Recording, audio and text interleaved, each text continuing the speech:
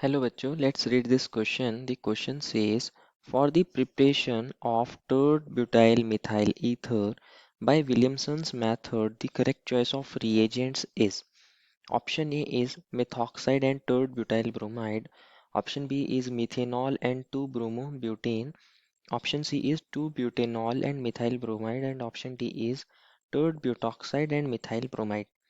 बच्चों इस क्वेश्चन में हमसे पूछा गया है कि अगर हमें टर्ड ब्यूटाइल मिथाइल ईथर बनाना है विलियमसन्स मेथड से तो हमारे पास करेक्ट चॉइस ऑफ रिएजेंट क्या होगी, हम कौन से रिएजेंट्स को यूज़ करें।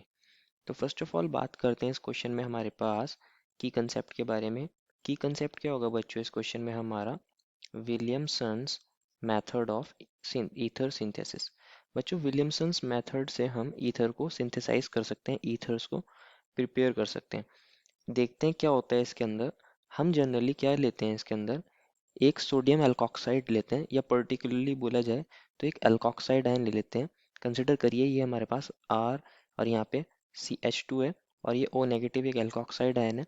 अगर हम इसकी रिएक्शन एक एल्काइल हैलाइड के साथ कराते हैं, कंसिडर करिए R2X, जहाँ X कोई हेलोजन है तो R2X हमारा एल्काइल हैलाइड है। तो क्या होता है बच्चों, ये जो हमारा एल्कोक्साइड आयन है ये एज अ न्यूक्लियोफाइल काम करता है और ये हमारे यहाँ कार्बन पर अटैक करेगा जो R2 के अंदर होगा और यहाँ से हमारा X नेगेटिव निकल जाता है।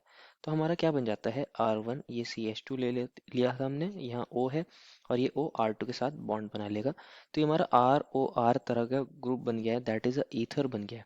हमारे यहाँ क्या बन जाता है, ईथर की फॉर्मेशन हो जाती है। इंपॉर्टेंट चीज़ क्या है बच्चों, ये जो हमारा एल्कोक्साइड आयन है ये हमारा क्या कर रहा है, यहाँ पे न्यूक्लियोफिलिक सब्स्टिट्यूशन रिएक्शन कर रहा है। और ये जनरली कौन से मैकेनिज्म को फॉलो करता है, SN2 मैकेनिज्म को फॉलो करता है। दैट मीन्स जो हमारे पास एल्काइल हैलाइड होते हैं वो जो हमारे प्राइमरी और सेकेंडरी एल्काइल हैलाइड होते हैं वो इस रिएक्शन को कंपैरेटिवली बहुत ईजिली दे देते हैं as compared to tertiary alkyl halides.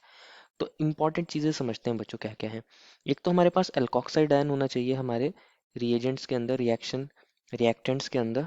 और दूसरा कौन होना चाहिए बच्चों, हमारे पास एक अल्काइल हैलाइड होना चाहिए। तो अगर आप बच्चों बी और सी ऑप्शन को देखोगे, बी ऑप्शन में हमें मेथेनॉल और 2-ब्रोमोब्यूटेन मिला है, methanol that is an alcohol. And C option के अंदर भी हमें 2-ब्यूटेनॉल एंड मिथाइल ब्रोमाइड मिला है, 2-ब्यूटेनॉल इज अगेन एन अल्कोहल। तो यहाँ अल्कोहल्स नहीं लेते बच्चों, एल्कोक्साइड आयन लेते हैं। तो हमारे बी और सी ऑप्शन बच्चों गलत हो जाएंगे। अब बात करते हैं ए ऑप्शन की और डी ऑप्शन की। तो ए ऑप्शन को देखते हैं बच्चों। हमें ए ऑप्शन के अंदर मिला है मिथॉक्साइड आयन जिसको मैं लिख सकता हूँ CH3O और यहाँ पे ऊपर नेगेटिव चार्ज। और दूसरा कौन मिला है, टर्ड ब्यूटाइल ब्रोमाइड। इसको भी देखते हैं बच्चों। टर्ड ब्यूटाइल ब्रोमाइड को मैं ऐसे लिख सकता हूँ, ये CH3 है, ये C है और यहाँ हमारे पास Br है और यहाँ हमारे पास अगेन CH3 है और एक CH3 ये रहा। ये दो रिएक्टेंट्स दिए हैं। अगर बच्चों आप इसके अंदर देखोगे तो जो हमारे पास CH3O नेगेटिव है that is a methoxide ion, वो न्यूक्लियोफाइल है। वो क्या चाहेगा, वो अटैक करना चाहेगा हमारे इस कार्बन पर और यहाँ से Br निकलना चाहिए। होना तो ऐसा चाहिए था कुछ। लेकिन मैंने आपको बताया है कि इसके अंदर जनरली कौन सा मैकेनिज्म फॉलो होता है, SN2 मैकेनिज्म फॉलो होता है और हमारे पास ये टर्शियरी अल्काइल हैलाइड है। इसके अंदर बच्चों हमारे पास न्यूक्लियोफिलिक सब्स्टिट्यूशन रिएक्शन नहीं होती। क्या होगा इसके अंदर बच्चों हमारे पास, यहाँ समझते हैं क्यों नहीं होती, इसको भी देखते हैं। न्यूक्लियोफिलिक सब्स्टिट्यूशन यहाँ पर नहीं होगा, क्यों नहीं होगा इसको समझते हैं। क्या होता है एक्चुअल में, जो हमारे पास CH3O नेगेटिव है बच्चों ये न्यूक्लियोफाइल है और ये जो हमारे पास टर्शियरी अल्काइल हैलाइड दिया है इसको एक्चुअल में हम ऐसे लिख सकते हैं, ये H है, ये H है और ये एक H है। सिमिलरली एक मिथाइल ग्रुप यहाँ है तो यहाँ पे भी 3 हाइड्रोजन होंगे बच्चों। और हमारे पास यहाँ पे भी एक मिथाइल ग्रुप है तो 3 हाइड्रोजन ये हैं। और यहाँ हमारे पास कौन था बच्चों, Br। ये जो हमारे पास न्यूक्लियोफाइल है ये क्या चाहेगा, ये अटैक करना चाहेगा इस कार्बन पर, इस वाले कार्बन पर। लेकिन यहाँ इसको इतनी ज़्यादा हिंड्रेंस मिलती है, स्टेरिकली हिंडर्ड होता है ये वाले कार्बन, कि यहाँ अटैक करना इसके लिए बहुत मुश्किल हो जाता है। यहाँ इसके लिए अटैक करना बहुत ज़्यादा मुश्किल हो जाता है। तो क्या होगा बच्चों यहाँ पे हमारे पास, instead of nucleophilic substitution reaction, ये जो CH3O नेगेटिव है ये अच्छा न्यूक्लियोफाइल भी है और अच्छा बेस भी है, ये एक स्ट्रॉन्ग बेस भी है। तो ये क्या करता है, हमारे मिथाइल में से H प्लस को एब्स्ट्रैक्ट कर लेता है। ये क्या करेगा, H प्लस को एब्स्ट्रैक्ट कर लेगा तो हमारे पास यहाँ C के ऊपर नेगेटिव चार्ज आ जाएगा। और अगर C के ऊपर नेगेटिव चार्ज आ जाएगा तो यहाँ हमारे पास देखते हैं क्या होगा बच्चों। कंसिडर करिए इसने H प्लस को एब्स्ट्रैक्ट कर लिया तो हमारे पास CH3OH बन जाएगा। और क्या बन जाएगा बच्चों साथ में, यहाँ CH2 नेगेटिव बनेगा, काइंड ऑफ CH2 नेगेटिव। और यहाँ C, और 3 बच्चों हमारे पास यहाँ CH3 था, यहाँ पे भी CH3 था, और यहाँ पे हमारे पास Br था। ये नेगेटिव चार्ज यहाँ जाएगा और यहाँ से Br नेगेटिव निकल जाएगा।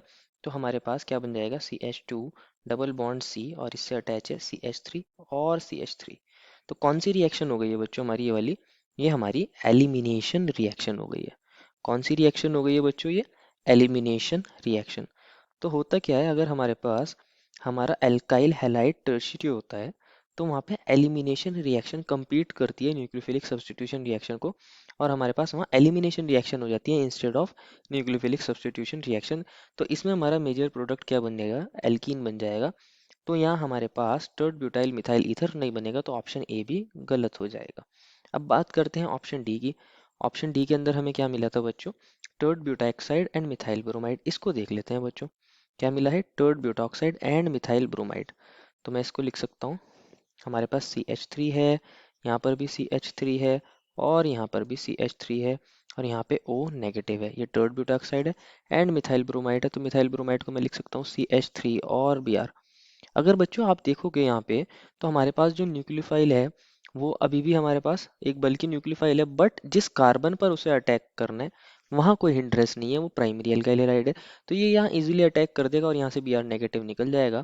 तो हमारा प्रोडक्ट क्या बन जाएगा बच्चों, यहाँ पे CH3, यहाँ पे CH3, और यहाँ पर भी CH3, और यहाँ हमारे पास O और CH3। और इसी को तो बोलते हैं हम मिथाइल टर्ट ब्यूटाइल ईथर। हमसे क्वेश्चन में पूछा गया था कौन से केस में मिथाइल टर्ड ब्यूटाइल ईथर बन जाएगा, तो हमारे ऑप्शन डी के अंदर बन रहा है। तो हमारा फाइनल आंसर ऑप्शन डी हो जाएगा। Therefore final answer is option number D. I hope you understood it well and best of luck.